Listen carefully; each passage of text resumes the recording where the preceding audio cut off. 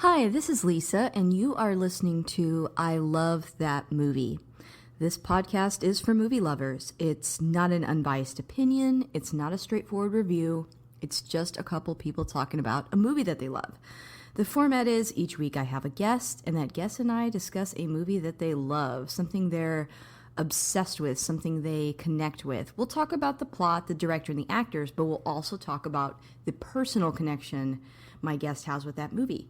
So if that sounds like something you want to listen to, keep listening.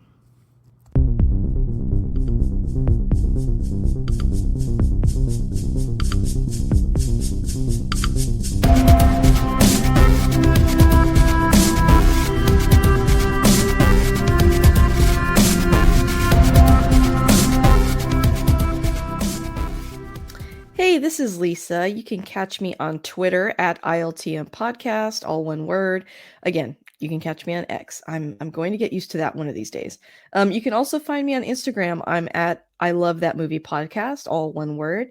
And we have a Patreon. The show is always free, but if you want to support us on there, you can. That's at patreon.com/I Love That Movie.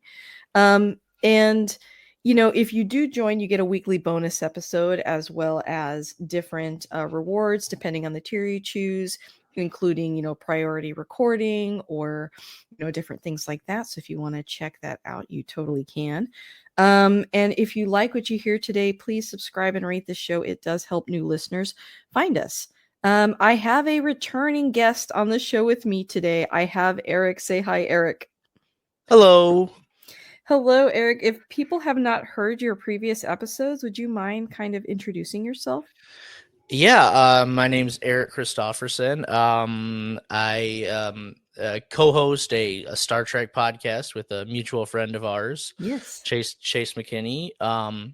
It's called These Are the Voyages. We have a lot of fun there talking about Star Trek. I'm also a really big movie fan. I spent 3 years. I know I mentioned this before. I was 3 years. I was the co-host of a local foreign film Yes. series in my local town that the president of the college that I worked at kind of helped put that together. I don't. That was in Missouri. I don't live there anymore. I'm here in Texas now. Um, yeah, I'm big film fan, big nerd. I really enjoy the show, and I'm glad to be back. So glad to have you. And you can tell that you really love film, like a wide range based on some of the episodes you've picked. Like, I know that one of the first episodes we did was Vampire, and I had never seen that, but you could just kind of tell that. And then I think you picked, was it Throne of Blood? Throne of Blood, yeah. Yeah, that was really good too.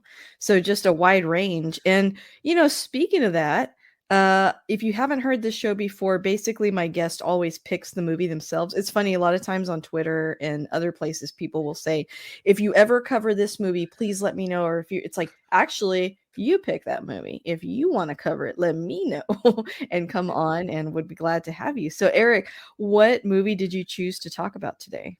I picked the 2006 Oscar-winning Best Picture, The Departed. Wow, I don't think I remembered that it was Best Picture, but I think this is one of, I'm not going to say rare cases, but there's a show that I like to listen to called Academy Rewind with Tim Gannon and Palmer, and they talk about, Oscars from the years past, basically. And it's interesting how many Best Picture movies don't necessarily stay in like the pop culture zeitgeist, and like that's interesting that it that doesn't always happen, but with this case I think it does. The Departed, I think, is considered a classic, a very good film, and I'm very excited to talk about it, mainly because I have an interesting take on it that I don't know. I'm excited to hear your thoughts, but Oh, I also feel that this is a very timely episode because we're in March, and you know that's when it's almost St. Patrick's Day, and so I feel like this would be a good kind of thing to watch before St. Patrick's Day. But anyway, go ahead. yeah, St. Patrick's Day. It's the day my wife and I got married last year. Oh, Yeah, that's great. Well, congratulations. yeah, coming up on our 1 year. It also happens to be, for me, the like 7th year of this podcast. Oh wow. Yeah, so lots of fun stuff happening in March, lots of good things. Um, Anyway, let's talk more about The Departed. Yeah. If you have not seen this movie before, I strongly encourage you to pause here and go watch it first. I do not own it, surprisingly. I actually went through my husband last night was like, "Are you sure you don't own this?" And we, like, looked everywhere for it.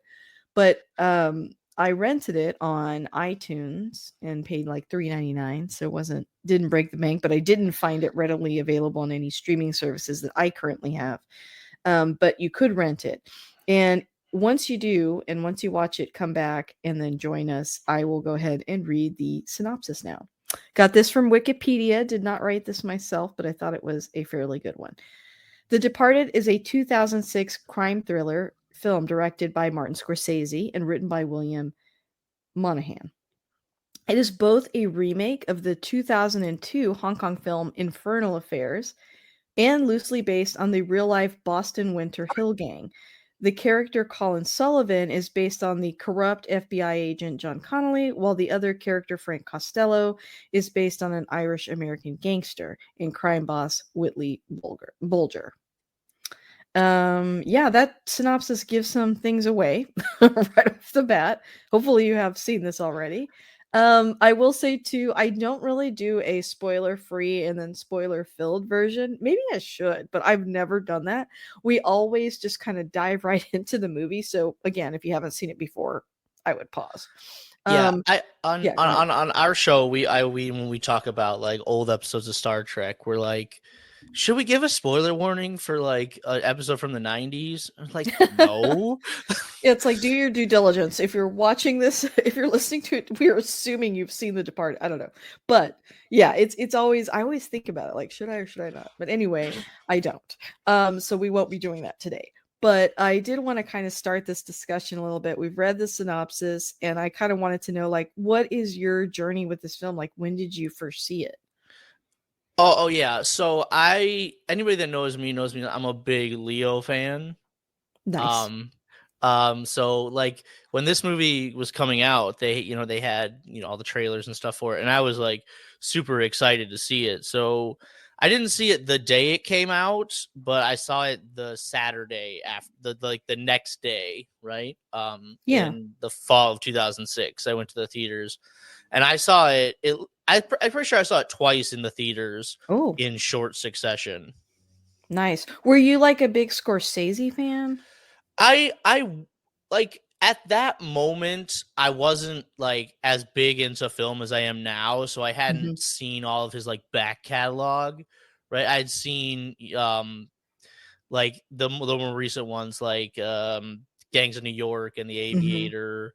And I'm pretty sure I saw like Casino on TV, it takes like 6 hours or something to watch Casino on TV.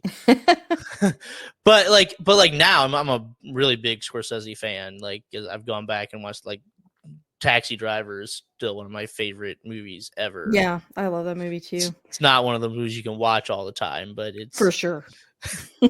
Absolutely. Um, so my journey with this film is interesting because at when it came out, I was kind of salty about it, actually. I don't think I was the huge Scorsese fan I am now, but I also think at the time, I don't know that I was as invested in directors specifically, like the way that I am today. I loved Gangs of New York. I loved Goodfellas, but I don't think that I was at the point in my movie loving journey to like know directors by name like that. So I don't think I put two and two together, number one. And then number two, I really loved Infernal Affairs. I had a big passion for foreign cinema. I felt that American audiences often overlooked foreign cinema. And so I kind of felt a little frustrated when this came out. I was like, yeah, I'm sure it's good because Infernal Affairs is great. And I tried to force so many people in my social circle to watch that movie. And I think we just weren't in the same headspace that we are now, where, foreign films are getting recognized by American audiences as much. Um, and so I kind of avoided this movie at first. And it's oh really funny wow. because on X, I guess I should say, not Twitter, I talked about this movie and somebody responded with, "Well, I prefer the original." And I was like, "You know what? I was the same way, actually. So I have you ever seen Infernal Affairs? Oh, yes, I have. I expected that you had. So so the when I was, in college, like I was in college, like the thing is my second year in college when The Departed came out. But I think my third year, so I think it was 2007, I was taking like an English class and sorry, excuse me. I was we had to write a paper. It was a compare and contrast paper. And Oh so my gosh, I wow. I decided to write my paper, right, comparing and contrasting Infernal Affairs and The Departed. I love that. If you So could I, see I me, I'm giving snaps to you. so yeah, I wrote an essay. It's I don't know, it's like 2,000 words or something like that. Um, and yeah, the premise of it was to like explore the cultural identity of each movie and how each movie fits into like how The Departed fits into Boston and American culture, and how Yeah. Infernal Affairs fits into like Hong Kong culture and more broadly like Asian culture and the Asian film culture. And the title of it was Cinematic Worlds Apart, Yeah. examining the culture of Infernal Affairs and The Departed. I really need to rewatch Infernal Affairs, but when I was revisiting this movie, and actually my husband was watching it with me, and he revealed he's like, I don't think I've ever seen this all the way through. Like I think he's like, I've only seen like clips. I was like, oh no, I hope I wasn't responsible for that. But when we were rewatching it, I was like, man, there is so much here that is so different and so much more interesting to me now than probably when I first saw it. And I don't know, I think it's for a lot of reasons, probably because I love, Scorsese's films, more now and having a greater understanding, I guess, of his catalog. I think it's like you mentioned, the touches on American culture are very fascinating. It's interesting that even watching this last night, we live in a different world from 2006, in a lot of ways culturally, and wow, it just I thought it was really good, and then maybe another weird reason is I love Boston, and I don't think I'd gone to Boston at the time when I first saw this, but over the years when I traveled for work, I went a lot, and it became one of my favorite cities in America, so that's another random reason that I like it, but yeah, I've really grown, so I'm curious, like, your essay, can you kinda summarize, like, what do you feel I know you talked about worlds apart, like, what were your kinda conclusions? The idea was that Infernal Affairs tells the story of like collective identity, which is more like in Asian culture. It's about like how do we Yeah. fit in, and then, like I'm no expert on Asian culture, so if I say anything that's like somebody out there that thinks is not true, please correct me. Um, but like how collective identity and group identity is often more important in Asian cultures than it is in American culture, where we think like the individual is the more important. And so we see all the time that when you get pairings of people in Infernal Affairs, you've got like distinct almost lines drawn through the middle of the like the framing and the blocking. You see here's the cops over here, here's the criminals over here, and the blocking is just staggering to see they're just Mhm. separated from each other. Yeah. And then in The Departed you definitely don't see that.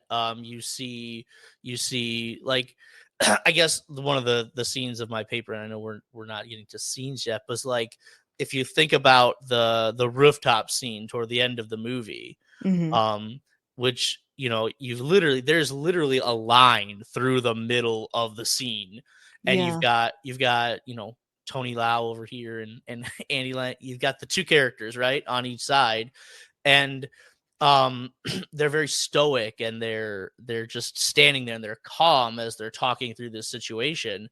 But if you think of like the rooftop scene here in The Departed at the end, it's they're not calm. They're like Leo's literally beating the crap out of Matt Damon, right? Yeah. But like Interesting. they're both dressed the same as well, where they're both in street clothes, and they're saying like, "Hey, we're basically the same, and our identity is based on the way we dress." But You look in the Infernal Affairs, one person's in a suit, they're dressed very differently, and Yeah. there's like a distinction made. Um, and like when like the they say he says, "Hey, why don't you just kill me?" He's like, "Well, I'm not gonna kill you. Like if you." In one movie, it's like, I'm not going to kill you because I'm a cop and I'm a good guy, and that's how I identify myself. But in Mhm. here in The Departed, Leo says, I'm not going to kill you because if I do, you'll get a parade and bagpipes and all that bullshit, and you don't deserve that, Yeah. right? Wow. So, Okay, I like gotta rewatch Infernal Affairs. the reasoning behind of that is different in both films. Oh, wow, okay, I didn't remember them being that different. Okay, I have to rewatch it. Well, I love what you shared. Thank you for sharing that. Um, let's talk a little bit. I know I mentioned it earlier, but let's talk a little bit about Martin Scorsese. You said Taxi Driver is one of your favorite films. Just wanted to know why, out of his catalog, why does that one stand out to you so much? Well, I mean, I think has there ever been a better portrayal of mental illness like on film ever than Taxi Driver? And it's like you just watch Travis Robert De Niro just like his mental state just deteriorates, and you see like the blocking and the frame, the cinematography changes, right, to get to more darker. I know most of the movie takes Mhm. place at night, but it's like it tracks that, and like you can see that visualization of his mental decay. Yeah. And there's that scene where he reaches out to, I always think of him, he's the dad on Everybody Loves Raymond, right? Yeah, yeah. They call him the wizard in Taxi Driver, and like Mhm. there's that scene where it doesn't. It's like Robert De Niro and him are talking, and it's like, what are they talking about here? It's like the first time you see that movie, it's like this. It feels like a nonsense scene, but you realize that he's Travis is reaching out for help to like probably the smartest, I put that in quotes, person he can think of in his life, because they call him the wizard and he's experienced. And like all of the times when he reaches out for help, like nobody helps him, and it just everything Hmm. just spirals into like obviously the violent culmination at Yeah. the end of the movie. I feel that Taxi Driver is one of the most misunderstood movies of all time. Like, I think because of the way it ends, there is sort of like a group of people that almost see him as like this tragic hero. It's kind of like the other day somebody was tweeting about like the newest, maybe this is a spoiler, I don't know. I don't think so. I think it's obvious. In the newest Dune movie, they're like, "Oh, watching all the heroic turns of Paul Atreides," and I'm kind of like, "Oh no, that's not what you were supposed to get out of that." Like, he's not so much a hero. He's definitely tragic, and I kind of see Taxi Driver as the same way. I think I got a slightly different vibe from it, I guess, than you have, but that's okay because we interpret movies differently based on our experiences and what we got out of it. I always kind of saw that movie as like a really forward thinking portrayal of where we kind of are now with when someone commits a violent crime and the way that the media portrays them, because he is portrayed by the media in that movie as like a hero. But I remember reading that Martin Scorsese is like he's not a hero. He's somebody that is descending into violence, and there's so many opportunities in the film for people to see that and step in and do something, and they don't, and like how scary that is, and how it is kind of like our lives, right? And so I like that movie too, maybe for slightly different reasons, but Well, I, I yeah, think I think you could make one of the same points about like Fight Club, right? I don't think you're supposed to see absolutely. Tyler Durden or our narrator as like a hero. Like they're definite, but like for some reason I feel like people do like tend to idolize like that character, and it's like I don't think that's like what you're supposed to take away from Fight Club. I think the reason why people get confused with both is because you touched on something a minute ago about mental health. I don't know that there's a lot of films that dive into mental health for men with a hero, like with a more constructive way. It's usually portrayed this way. And so I feel like it's only natural for people to see themselves in certain aspects of those characters and relate to them. It almost kind of makes me think, well, maybe there should be more movies about that where the movie doesn't end with them killing everyone. You know what I mean? Like Yes. I feel like there's a lot there. And I think some of that's in this movie too a little bit. I think it's I think Martin Scorsese has it in a lot of his films. I think he touches Oh, on a oh lot of, yeah. yeah, the male Uh, experience specifically, and uh, it's interesting. yeah, and I think he like, one of the more underrated Martin Scorsese movies would be like Bringing Out the Dead, which kind of gets like Oh, I don't think I've overlooked seen when that. when you think about his 90s movies, you like Goodfellas and Casino and then Kundun. And then people often skip right over and they go to like the Scorsese resurgence when he teamed up with Leo in the 2000s, right? With Yeah. Gangs of New York and The Aviator and this movie. But like Bringing Out the Dead in 1999 with Nicolas Cage, who's an ambulance driver, who's like Mm. haunted by the ghosts of the people he couldn't save. Oh gosh, heavy stuff. Yeah. Yeah. I think if I had to pick, it's hard for me to pick a favorite Scorsese film. I mean, I love Taxi Driver, but I also love Goodfellas, Casino, all those. Mm-hmm. Um, I'm trying to think of other ones that I really, really I'm sure I'll think of something right after this, but I like even Raging Bull. I like the way he like I think the violence is flashy in his movies, but I do think it sometimes gets misunderstood as people think it's like glorifying violence when I really feel like it's not.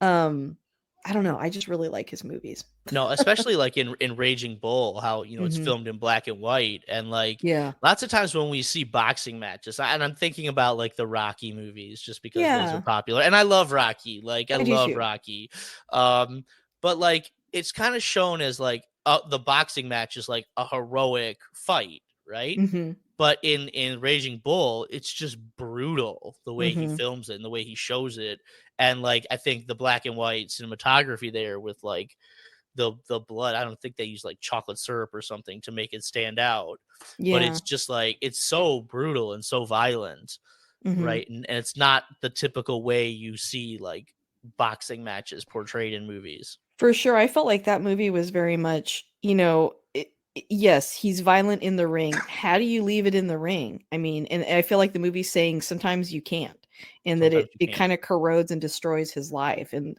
yeah, I think that was what you said there is so true. Like a lot of movies portrayed almost from like a not a propaganda standpoint, but certainly from a different standpoint. So I think that's what Martin Scorsese does really well with a lot of these movies. He shows you how like the descent of this character, it's not leading him to a good place, necessarily. So, well, we could Right. talk about Martin Scorsese probably for hours. I will transition into my couple of quick facts here. I just had two of them. The first one was that Martin Scorsese really wanted Al Pacino actually for the role of Costello because he'd never worked with Pacino before, which seems crazy. Anyways, he turned it down, and Jack Nicholson was Scorsese's second choice. Pacino would later go on, obviously, to be in Scorsese's The Irishman. Yes. That's Yeah, I did not realize. I mean, that is kind of crazy to think that Al Pacino and Martin Scorsese had never worked together. yeah, Um, that's like what? No, that doesn't. And then you're like, I guess so. Yeah, and Funny. well, I mean, Jack Nicholson here is really fantastic. Yeah, Clearly encouraged to give like a just an outlandish performance. yeah, hamming it up as usual and Oh doing yeah, it and very he's well. he's fantastic in that role. Yeah. And this Oh, go this ahead. had to be one of Jack Nicholson's last roles because he retired. Like, and I guess I Yeah. didn't realize that he retired. He stopped showing up in movies. You're like, Yeah, I I haven't don't know seen if him in a that's, like, while. health related or maybe he just truly wanted to retire, I don't know, but you're Yeah, right, I do feel like his this age, was maybe. yeah. The other thing I had written down too was that Vera Farmiga, who, by the way, totally forgot she was in this. I was like, "Who? What?" when I saw her in this movie. She met with a real LAPD psychiatrist to prepare for her role, and the psychiatrist read the script and told Farmiga that Madeline did pretty much everything wrong. And I do want to talk about that because, yeah, I kind of have a bone to pick with her character. I'm like, literally the most unprofessional psychiatrist in the world. Yeah, Girlfriend has some it's problems. when like psychiatry in movies is not always portrayed that well. No. And It's I very think like like Nightingale. What do you call it? Like, like in movies when you watch like somebody who's a soldier and they're wounded and their nurse falls in love with them, it felt very that to me. Yeah, yeah, and this is one of the things, like Chase, our friend here, and who does the Star Trek podcast with, he is a therapist, right? And he talks about all the time how he sees just like all of the things that are wrong, and he's just like, it just makes me so mad when I see things that are wrong and people Yeah. doing this. That's interesting because from his standpoint, it probably does kind of, just reinforce these sort of negative stereotypes about therapy. And like, I could see that from his standpoint being like, this is going to discourage people from seeking help if they think like the therapist is going to sleep with them and all this other stuff. But yeah. Okay. Yeah, I'm excited to talk about that because I had thoughts this time around that I don't think younger me really even noticed. So, anywho, did yeah. you have any quick kind of facts you wanted to throw in? um Not really on this one. Okay. It's just, the fact that, based off of the it's a remake, which Yeah. and when Martin Scorsese, he also, not in addition to winning Best Picture, this film won 4 Oscars that year: picture, Yeah. director, Wow. adapted screenplay, which yes, and then film editing, which Wow. also yes, right? Hmm. Thelma Schoonmaker being like Martin Scorsese's personal film editor. She just works on his films. She's won like Wow. Oh, five I didn't Oscars. realize that. She's won like four, like at least 4 Oscars for editing his films. Um, Yeah. but like when Martin Scorsese, this is the only Oscar he's ever won for this film. Wow. And when he was like, "You want to check the envelope? Are you sure?" Hey, that's happened before. Yeah.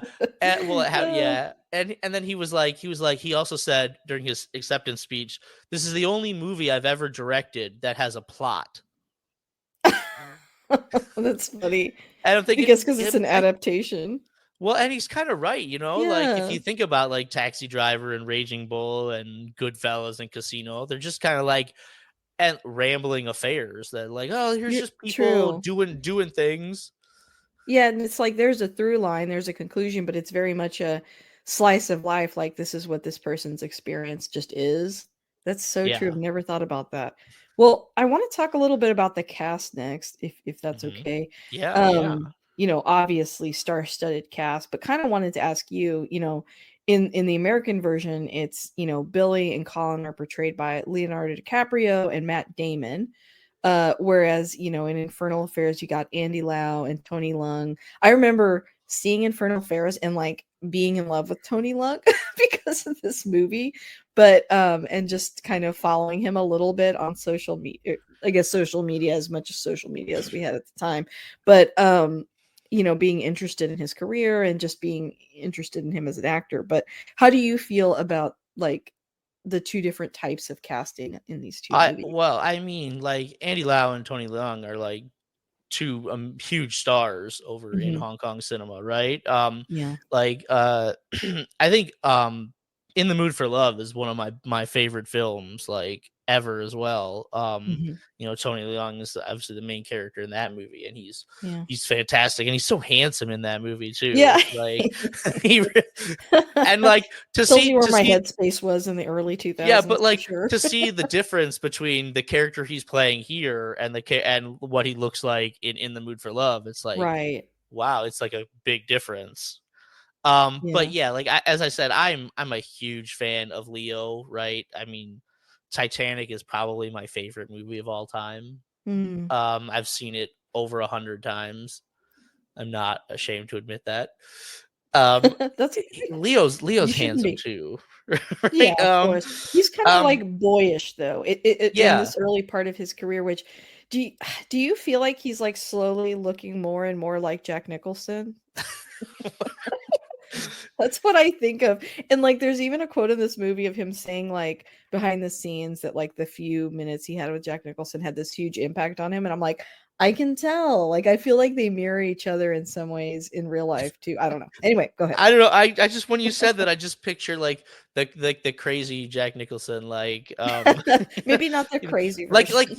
yelling at like Lakers games and with the crazy hair. I feel like they're both like really love yachts. I don't know. Anyway. Um, yeah, and I think Leo, this was like the start of his work with Scorsese here these past couple Mhm. years, and like his career kind of took off, and he became like probably the biggest star. I don't know if he still is like the biggest star in the world, but I Pretty feel up like there. I feel like he probably was at this moment in time, right? Yes. Like Yeah. 17 years ago or whatever. That was still is shocking to think that it was that long ago. Yeah. Crazy. Um, and then obviously Matt Damon, right? Mhm. I'm big Matt Damon fan. Goodwill Hunting, like that was really like me being a mathematician as well. Like that's my trade is I'm a mathematician. Oh, okay. So when I watched Goodwill Hunting, I'm like, okay, I can do that math, and I'm not even that genius of a mathematician. It's probably for us layman people, honestly. Someone like me is like, "Wow."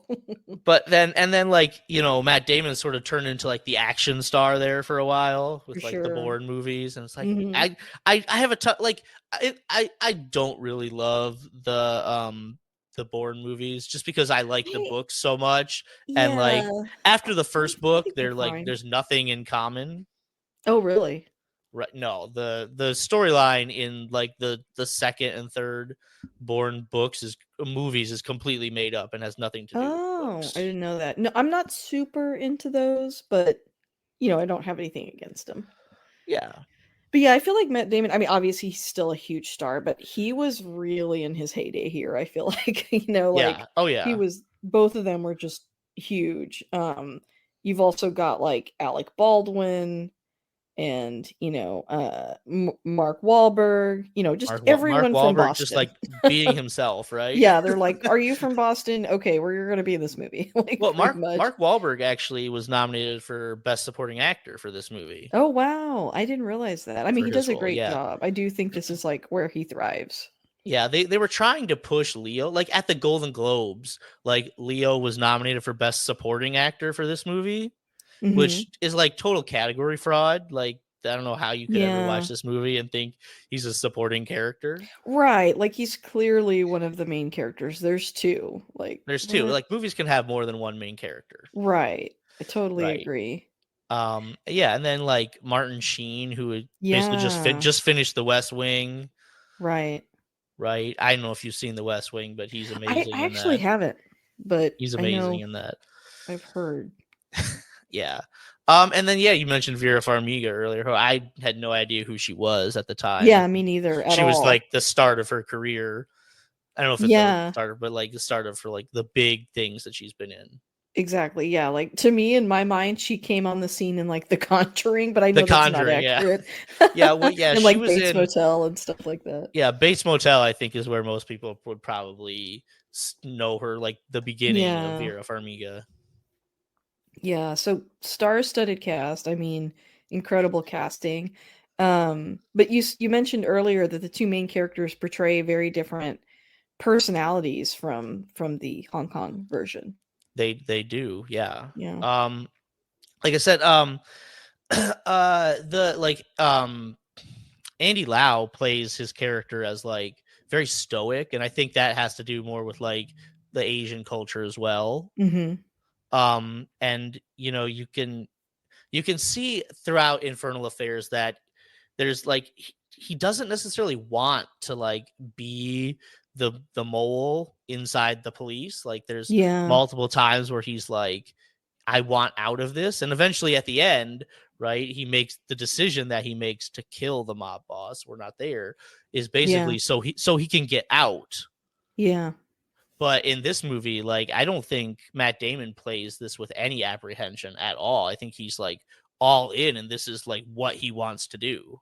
Yeah, I feel like the American version is very much like you could check all these boxes that society has that show you to be an upstanding citizen, and you could literally be the villain. Like, Yes. and I think that that is so interesting. And there's a lot of like parallel scenes that I find really interesting too, that you kind of, I think you talked about a little bit earlier, but like to me, one big one that stands out is like, Matt Damon in like basic training or whatever, but then juxtapose that with, Leo in prison, and how there's like, I don't want to say a similarity, but there are some, right? Like this heavily male population, all this structure, because obviously in both cases there's a, quote unquote uniform, and like there's just a lot of like interesting parallels, I think, in the movie between the two characters. Yeah.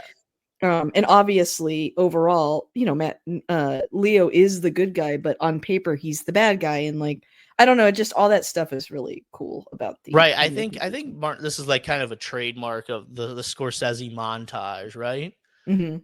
And I think the one you referenced at the beginning is really really fantastic to set up the movie. And you see, Leo's decided to go undercover and he's doing his life in jail, right? Mhm. And then at the same time, it's juxtaposing like Matt Damon being living in this opulent, right, Yeah. apartment overlooking this amazing light and this amazing view, Yeah, and everyone should like, have automatically been suspicious, like, how is he getting this incredible view and stuff on, like, a cop right. salary? But anyway. I have a cosigner. Oh, Oh, yeah, he okay. Oh, said that. yeah, Sure, yeah. that's not suspicious at all. Yeah. Oh, but like we're not gonna let Leo be in there because his uncle was connected to the mob, and his other uncle, right? Not his dad. Mhm. His dad never was part of it, but he's got all these family members and cousins and uncles that were connected to the mob. But he pulls up that Hawthorne quote, right? Families are always rising and falling in America, and Mm, he's like, I want to change like my lot in life. I don't just want to be this criminal or this person whose family is criminals and is connected to criminals, and I want to change that, but like they don't let him. yeah. Oh, can I address the elephant in the room really quick? Yes. Okay, so earlier I alluded to we're in a different world from 2006. Hmm. The characters in this movie are portraying, I think, the it's of its time. And I think that there is concerns around certain workplace cultures, and maybe even culture in general at that time. And so there is a lot of profanity used that we would not use today, specifically racial slurs. Hmm. But I feel that, obviously not a fan of that word, don't want to okay that in any form, but I think that it does show some of the characters, the environment that they're in, and even some crossover between the quote unquote good and bad guys still having this incredibly glaring racism flaw that I think is interesting. And I think the movie tries to kind of make the main character not engage in it as much as a sort of an identifier. Although later they use other slurs too, but again, we live in a different time from this movie. Well, yeah, we live in a different time too, and I think like when this movie is set and when it takes place like 2006 in Yeah. Boston, right? Obviously, Mhm. there was the whole Catholic Church, sexual abuse scandal that was like Yeah. going on at the same time, and I Right. think this movie kind of like it it doesn't like full on embrace like and condemn that, but I think you see Jack Nicholson and Frank Costello like try to point that out and say Yeah. like, you people claim to be like the good people who serve God, but he has that conversation with those two priests in the diner, and he's like, and I'm not going to repeat his words, but he basically like accuses them of being pedophiles. Yeah.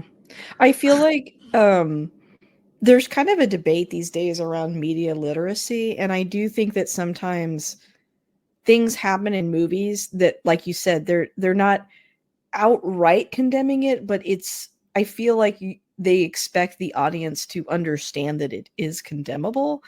And I kind of feel like a lot of the language that's used or situations are meant to highlight, like, hey, we live in a corrupted world with lots of flaws, and this is one of them. Like, I kind of, that's the message that I get out of it.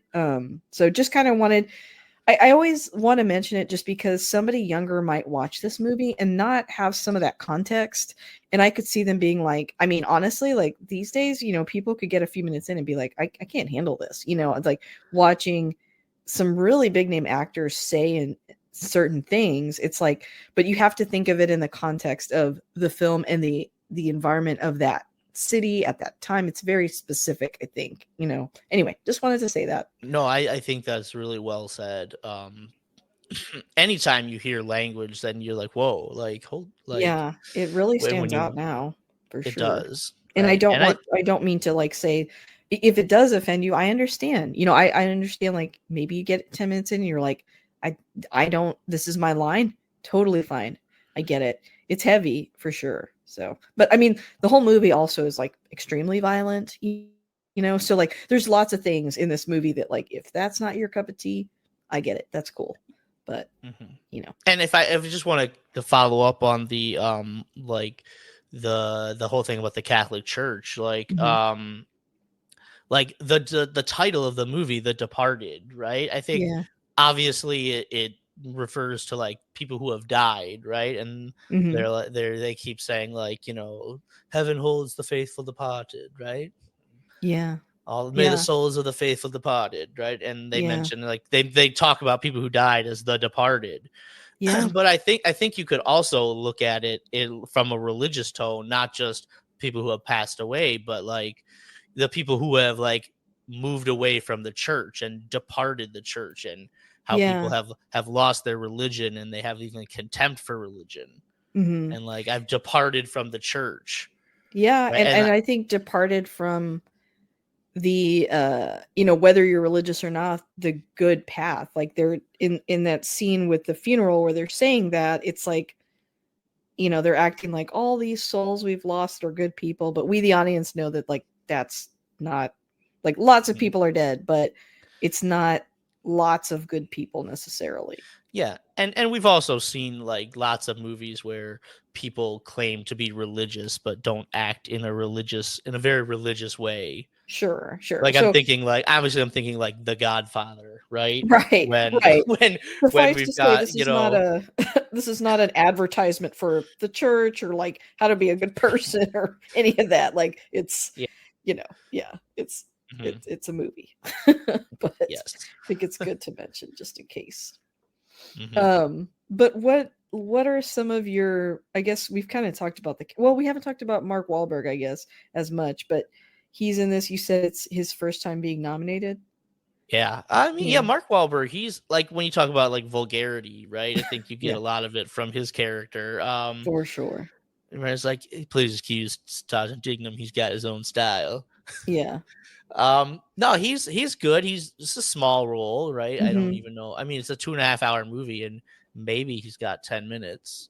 For sure, but obviously he Um, made an impact to Obviously he get made that an time. impact, and I think at one point there was like talk of a sequel Mm. that would like be like his character would be the main character of the sequel, Oh, interesting. Well, because which I Infernal think is a Affairs has terrible quite a idea. few after it, right? Well, Infernal Affairs is a trilogy, The trilogy, but yeah, right. but like the second movie, Infernal Affairs 2 is a prequel.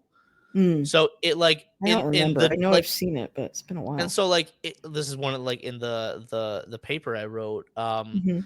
I brought this up, like the Infernal Affairs is like a fast paced movie, right? Really that Hong Kong style that you think of, like really fast paced editing, like we're moving from one scene to the next. But like Martin Scorsese does not make fast moving films, like fast Right. editing, but not like fast get to the point and get to the end of the movie. 100%. Like, he wants you to go on a journey with the characters. I feel like he does a really good job of immersing you in their world, Mhm. um, in a really interesting way, so, And yeah, I think totally that's agree. the point I was getting to, is like The Departed is 50 minutes longer than it's a remake. And it's like Yeah. when you see so much of the plot that's the same, and so many scenes that are like almost like essentially the same. It's like, where does the extra 50 minutes come from? And that comes from like building the characters, like the Yeah. backstory and like the time, like how we see Leo like move up through the mob, right? Mhm. Move up in the organization. How we see like Matt Damon move up to his position of being like, you know, the sergeant or whatever job he has at the start of this movie. But like none of that is in like Infernal Affairs. It's just basically quick little montage at the beginning and then we're right into the action. And Yeah. so like Infernal Affairs 2 is where they take an entire movie to show that stuff. Interesting. Just different And then styles. yeah, and then the Infernal Affairs 3 is like it's like a hybrid sequel prequel. It takes place like Hmm. 6 months after the fact, but also 6 months before. Interesting. Okay. I'd have to revisit those. As far as this movie goes, are there any other favorite scenes that we haven't touched on yet? Like, what are some of your favorite moments from the film? Well, I love the like we mentioned the opening montage scene Yeah. of like, you know, Leo going to prison and then all the police training stuff. But Mhm. if you take that like that scene a step further, you know, you've got the scene where Matt Damon first meets Mark Wahlberg and Martin Martin Sheen, Different totally guy. different totally different person. That would be a Uh, different movie. that would be a much different movie.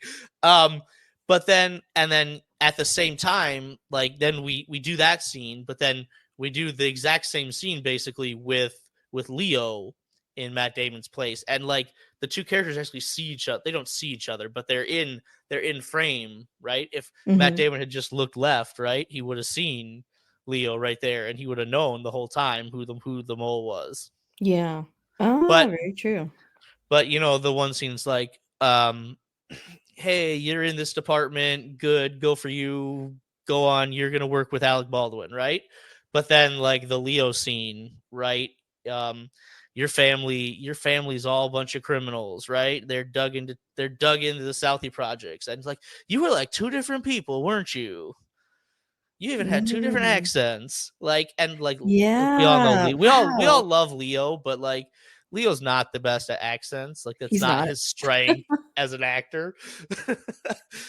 So that's just kind of funny to hear that line, but Also, um it shows the duality of his character. He is living two different lives. but then like we kind of like they're like you're no cop, you're not gonna be a cop, and like we kind of think that scene's over, but then Mhm. that's where we start like the further montage. Like we cut to his mother dying, we cut to him talking to his cousin, we cut to his mother's funeral, right, Mhm. and then we cut to him being in jail, right, and then we come back, we see all that stuff, and then we come back to the scene of him talking at that same scene, and we're like, now we learn, okay, after we see all this other stuff happen, we thought it was just the end, but no, now you're going undercover and we see, hey, just pretend to be yourself. And Yeah. just I think that's a really effective use of like of the editing and the Right. montage and then the non-linear storytelling. Mhm. That is such a trademark in his films, yeah. Yes, yes, it really is. Um I guess another scene that I really love is the like the scene where they're going to do this deal with the Chinese, right? And Mhm. they're selling the microprocessors. And like this scene, like I know takes me back to those days when we had the phones. Like I had that phone, right? Like I right, but like and you had to push the button 3 times to get the right Yes. letter to text. God, it took forever. it took Stressful. it was stressful, but like I the way the whole scene is set up, like you know, we're with the police and then we're cross cutting to the deal, and then we're cutting back and we don't have cameras in the right place and everybody's mad and everybody's upset, but like Matt Damon goes into his pocket and like he's able to text in his pocket. Like I tried to Yeah. do that. I can't do that. I tried to do that at the time. It's like I don't know if you would have been able to do that with your No. texting. No. Texting was a real pain, like, the It anxiety was in the scene is real, like, a real pain in the it butt. is But like stressful. like the way that they create tension, like Martin Scorsese creates Mhm. tension in that scene. Like, he's literally just he's making a phone call, right? And they'd use the code, "Hey dad, I'm not going to be home for dinner," right? Yeah. "Oh, but my friends are still coming." Yeah. and Yes. and then, like, as soon as he says that, like, the captain walks up and he's like looking at him and he's like, "Wait, did he just catch me? Did he figure this out?" And, like, it create tension just with, like, a phone call and create Yes, so tension. Now true. I've got to, like, hide my phone in my pocket so I can tell them, like, don't use your phones because they're tracking cell phones. Yeah. Golly, he's just such a master at that. I also half expected in that scene for the Chinese, people in the scene to be um, from Infernal Affairs somehow. Like, that would have been a cool, like, Easter egg. What are some other great scenes that you appreciated? um I think the scene where it's Leo and Jack, and he's confronting him about, I know there's a mole in our organization, right? I know Mhm. there's a mole, and they're literally just sitting at a table, right? But Yeah. you can tell Leo is, like, terrified. Mhm. He's like, I "I'm know. terrified here because he has to know, right? At this point, they brought me in here. I didn't, like, stay with you at the place when you got all of our information. Like, he knows it's me. Like, I'm terrified. I'm not walking out of here." Um, and again, Jack Nicholson is just he's hamming it up. He's like, "These filthy little rats," and he's like, his Yeah. mannerisms there, and he's like pouring his wine on and he's sketching rats, a big, like, it looked like a rat It looked like orgy a or New something. Yorker, like, cartoon, Oh, honestly, it was pretty okay. good. Yeah, I'm sure he didn't actually draw it, but that scene, he's like, "You see, Will, you're the new guy here, right? It's like, that makes Ooh. me think." And I'm he's like, "This is this something you want to ask me? Is this something you want to ask me?" And it's like, you accused me once of being a rat. I get it, right? Because I'm the new guy. But you accuse me again, and I will put a bullet in your head. And, like, there's no chance he actually believes that, but he's like, Yeah. it feels like he's trying to convince himself because he's, like, terrified at this moment. Yes. And then Jack Nicholson picks up the gun and he points it at him. "Oh, shoot, I just dropped this gun on the floor. Where did that thing come from?" Right? Ugh, so good. Yeah, like, again, they're sitting at a table and just talking, but, like, the tension and, like, that gets created in that scene is really fantastic. Yeah, I agree. Oh, I alluded to earlier, I wanted to talk a little bit about, Farminga's character and her Yes. characterization. She becomes very much the only person that these 2 main protagonists can talk to, and then they both have a relationship with her, which I'm like, "Lady, boundaries." Like, Yes. what? Like, and then I couldn't, I mean, the first time I saw this and then she reveals, like, the pregnancy, I was like, "Are you kidding me?" Like, I don't know. It Yeah, it's like, just she whose makes baby one is that? bad decision after another, it seems like. I guess they all do, but it's like, I just feel like from her standpoint, it's oh, but I think it also highlights something about, I think a little bit about mental health actually, in that, these 2 characters, they truly have, like, nobody else to confide in, Yeah. specifically Leo.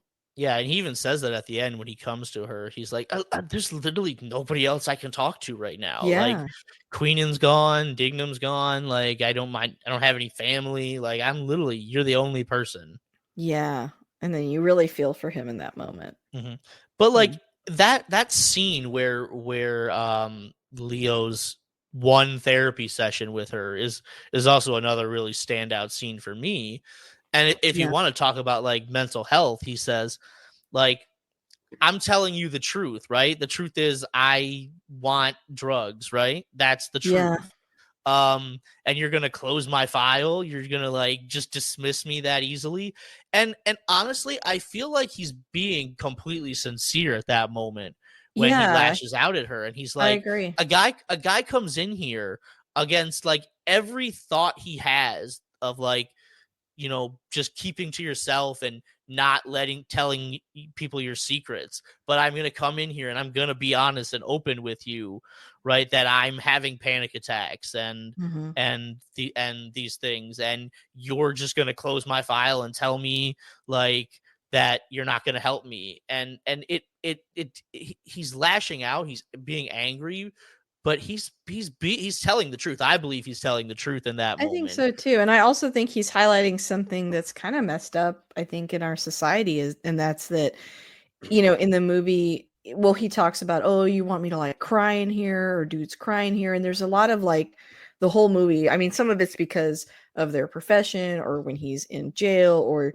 just honestly just being, male identifying, but it's it's like he's not allowed to have other emotions almost. But And yeah. why? Because when he's honest, if he's actually honest about his panic attacks and everything else, then he feels like he's going to be punished for that. Things will be withheld from him or he might lose his job. Or I think it does. I mean, I don't think that Scorsese's like this movie's like not a like watch this to learn about mental health, but I do think he's touching on something that is true, is that he's being honest, but surely a lot of the other characters in the film are also feeling a certain way. They're just not honest about it. And that highlights, like, I think it signals to us at the audience, like, he's the good guy. He's the one that is honest, like, despite And flaws or whatever. I think there's also something in there about like men shouldn't seek out therapy, Oh, for right? sure. And that Yeah. men should like internalize everything and they should just keep it all inside and don't let anybody know how you're feeling, don't express those sort of things. Yeah. And like when he finally does, it like all comes out in one moment. He like can't stop himself. And to Yeah. see that no one wants to help him, it like infuriates him at that moment. Yeah. Because it's frustrating. It's not fair. Yeah. It's very And then frustrating. it really touches her and she sees him in a different light after that, Yeah, and then but then yeah, and then like I'm gonna transfer you to another therapist. which she But then should let's have done. let's go get a cup of coffee. Yeah, and there's even that one part where, like, he comes back to her place and he's like, "I'm sorry if this is inappropriate," and in my head, I'm like, "It is." It But is. she She's like, goes, no, you're not my "No, it's patient. totally fine. You're my patient. Like, come on But in." I'm like, a real therapist shouldn't be inviting you to their house. Just throwing right. it up. But for the sake of the film, Yeah. all the relationship with her, the when she finds out who Matt Damon really is, which, she's like the only character that stays alive that does really, um Hmm. which is interesting because I fully expected the first time watching it that that would put her in danger, but it doesn't. But Yeah, it's I don't just, yeah. feel like she's ever in danger in the movie. Yeah, which is like interesting because I mean she has the most details about both of them, but anyway. I um mean, I guess if we're gonna talk about scenes, there's two more scenes that we have to talk about, and we'll get to the scene, right? okay, yes, exciting. But I think the scene where Queenan, Mhm. Martin Sheen dies, right? Yes. So obviously they're he's gonna figure out who I am. It's only a matter of time. You gotta pull me out of here, right? Okay, yeah, I get it. I'm gonna pull you out. But I can't do it right away.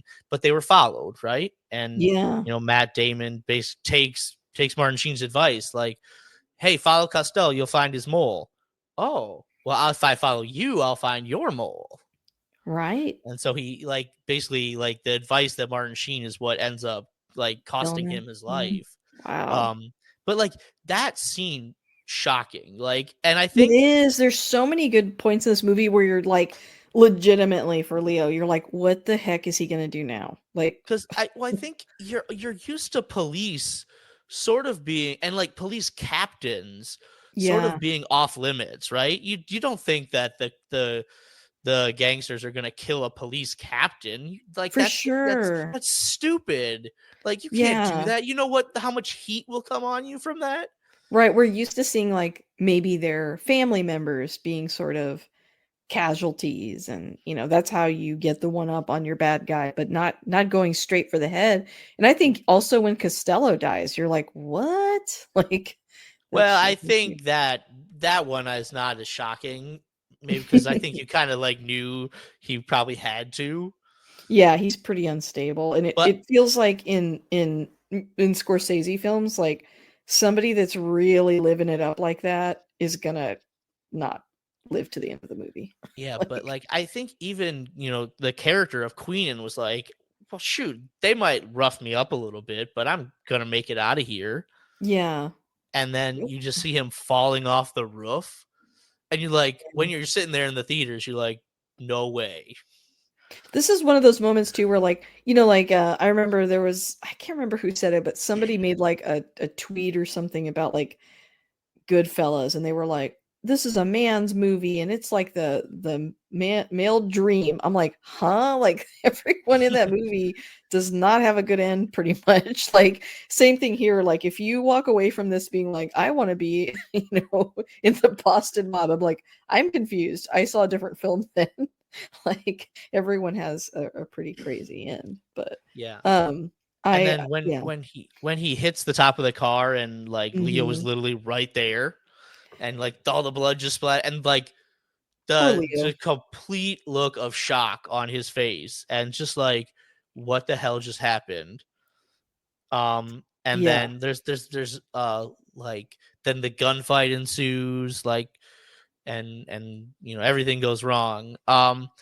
And we spent a lot of time talking about the differences between this movie and Infernal Affairs, and like, um one of the scenes in my paper that I wrote was like also highlighted this scene, and like how it's just so different. It's the same essential scene, right? Cop, Yeah. falls off the building and hits the car, but it's played incredibly different, right? Like Mhm. in Infernal Affairs, like it's like there's this dramatic, like soothing, like somber music behind it, and it's like played in slow motion, and it's almost like Yeah. melodramatic. Yeah. And then this movie, it's like there's no, it's just the background, like actual noise, and it's like it's almost played ironically, Yeah. like how would you ever expect this? And then, you know when it erupts into violence, it's like very violent, whereas it's still, in Infernal Affairs, it's like slow motion, and there's Mm. still that like soothing music, and like it's interesting just to see the different ways Yeah, those two, different the cinematic scene styles. was the scene was portrayed in each movie. For sure. For sure. Okay, so I guess we'll get to the scene, right? Yep. I know the listeners are like, "Can you just get there, right?" No, I'm sure they're enjoying No, no, but like, you know what I mean. It's like when you think about The Departed, right? There's one scene that I guess everybody wants to think about, and it's the climax of our movie, right? It's the it. Mhm. elevator scene. Oh, so good. And Oh my god. honestly, just so shocking. I mean, you just don't expect those things to happen to these characters. Um, no, I remember sitting there in the theater watching that, and there was like this really loud and really noticeable collective gasp, like, like from everybody. Like one of the most shocking like moments I feel like that I've ever seen in a movie. Like you think, hey, everything's gonna go good. He's gonna arrest him. Like Yeah, he Leo's goes, "You the know who I am. You know who I am." And he gets in that elevator and you're like, "Yeah, he's just gonna take Matt Damon to justice," and then But like blam. he's the good guy too. You're thinking like Right. Leo's the good guy, right? He's the one who makes it out of this, right? Mhm. Nope. And he does not. That elevator opens and it's just like boom, And then the other guy comes down there that he had just been talking to, and boom. And boom. Matt Damon's just standing there shocked. And then the other guy, it's almost like maybe he hated seeing a mirror of himself because the other guy's like, we're in this together and we need to protect each other now. And he just Yeah. shoots him immediately. He's Yeah. like, You didn't no. think you were the only one, did you? Woo. And Ooh, then, it's like oh, go ahead.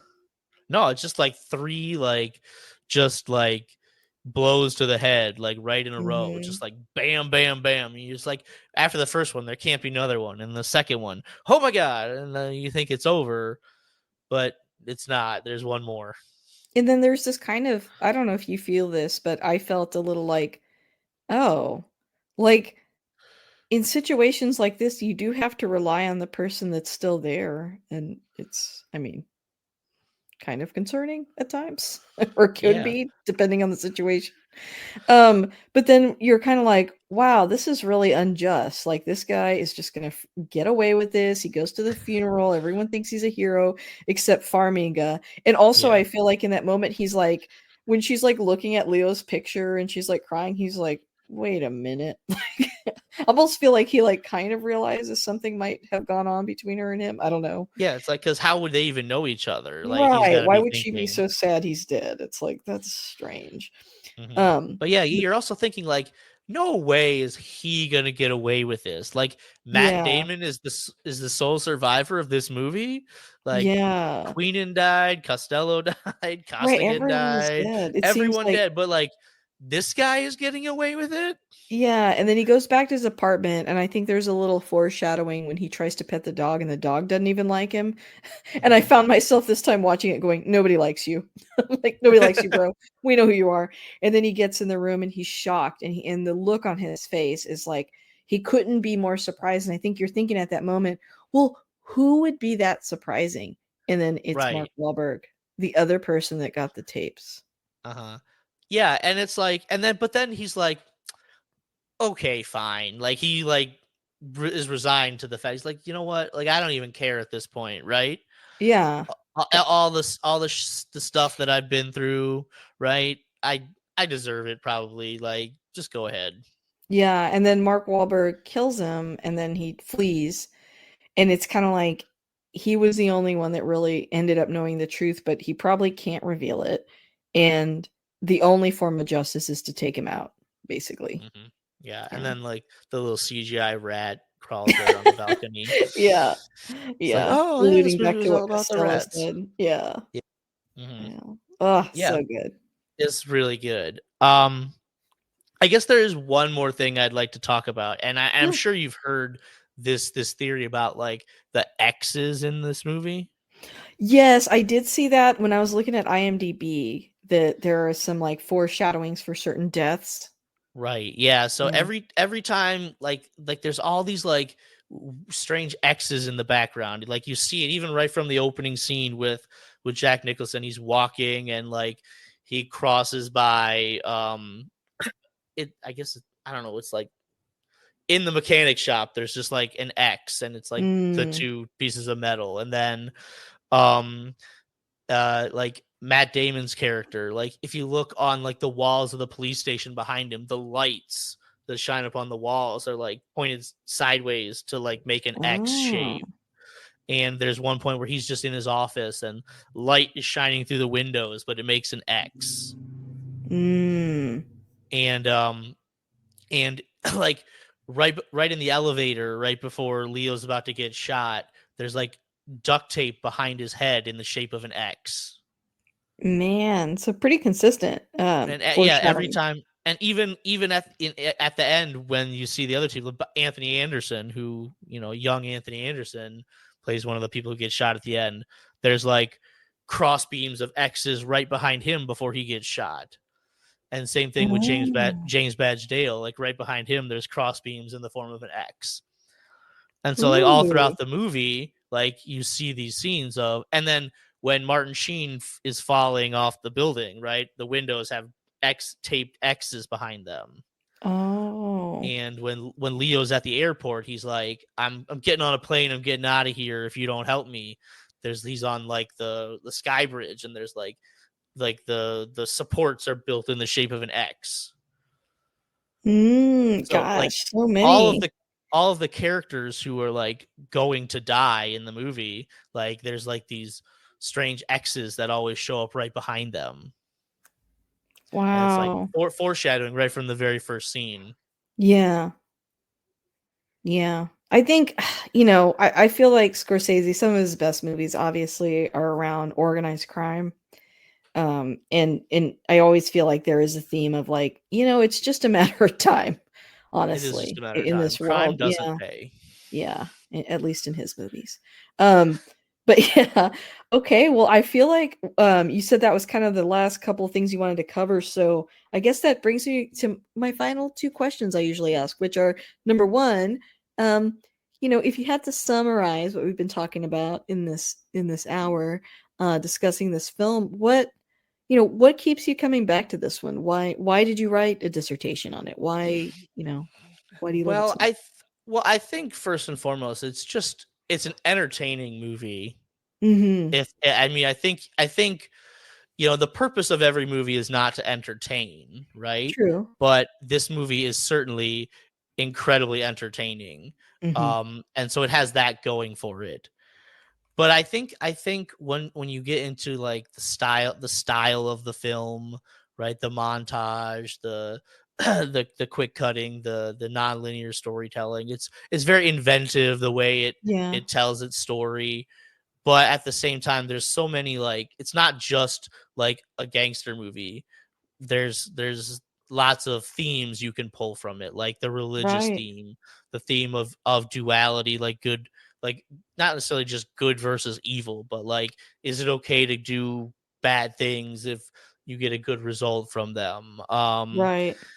Like, does doing bad things necessarily make you a bad person? Because like Leo is doing bad things, but like, I'm a cop, but I have to do these things to take down these other people who are really the bad people, right? Yeah. And I think there's so many different themes you can pull from this movie, right? That, in addition to it being entertaining, kind of make you think. Yes. Very, very accurate statement. And lastly too, if you had to advertise this to someone else who's never seen this movie before, how would you describe it or how would you pique their interest? Um, do you like fast-paced gangster films? If so? If so, watch this movie. Like, I think that's like the quick pitch, because Mhm. like, you got the race against time to find the mole. So I don't know, if Yes. you like fast-paced gangster movies, if you like good acting, right? I Yeah. think this movie has really good acting. If you like witty dialogue, I think this movie is for you. Yeah. Um, 100%. it's just an entertaining movie. If you want to sit Very down for entertaining. 2.5 hours and be entertained. Yeah, I think it deals Scorsese does such a good job of I think his movies have substance and depth while still being very fast-paced and entertaining. Well, not fast-paced, very entertaining. As we Yeah, discussed earlier, it's like not super quick, fast-paced, quick, but quick editing, right? quick I think editing. is Yeah. what you mean by, and That's what it's I not mean. like we're not getting Thank to the you. plot; we're just editing it Yeah. quickly. It's a great film. It's a classic now for a reason. Definitely go check this one out. Mhm. Well, thank you so much, Eric, for bringing up this movie. Always enjoy having you on, and definitely look forward to having you back soon. Did you want to plug anything on your way out? I mean, our Star Trek, the Star Trek podcast that could. It's Yeah. called These Are the Voyages. We're in a little bit of a down period right now. Okay. We had a lot of new Star Trek content there for a while. It was like 53 new episodes in 48 straight weeks, which was just a lot. Wow, that's a lot. Um, that's a lot. You deserve a break. We kind of slowed down because, like, Star Trek Picard, it ended. The show Sure. ended. Star Trek Prodigy got canceled, and then like Yeah. Netflix is supposedly picking it up, but we don't know Mhm. when it's going to be out. Star Trek Discovery did get canceled, Yeah. which no shame in that one. And that, but it would Yeah. have it You're would have showing your already hand come here. it would have already come it would have already come out, but they were allowed to do reshoots to like turn it into a series finale, which is like Mm. nice that they were given that opportunity, and you didn't just end Yeah. like some other shows don't get to have that. True. True. And then like we had the writer's strike here, so Strange New Worlds, who knows when we're going to get that back, because it could be a I while. know. It's also still I still maintain it's a good time to be a Star Trek fan, though. It really is. And I know, if you're not a science fiction fan, if you like themes, right? Star Trek is really good at themes and Mhm. lessons right in there. Yeah. That's what good science fiction does, is I it totally sort of agree. holds a mirror to our society, right? And 100%.